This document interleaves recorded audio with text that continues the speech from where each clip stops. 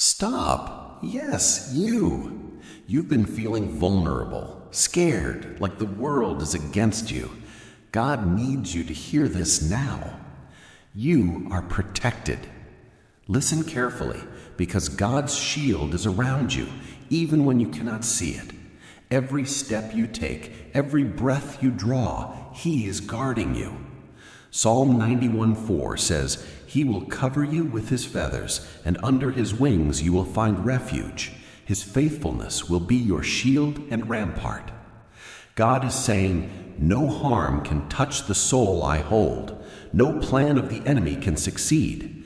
You are safe in my hands, and I will never let go."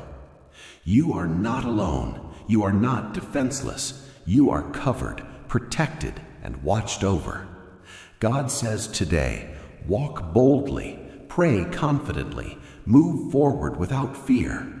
My protection surrounds you in ways you cannot even imagine.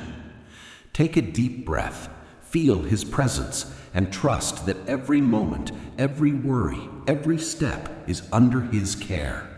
If this message reached you, follow for more and share this with someone who needs to know they are protected.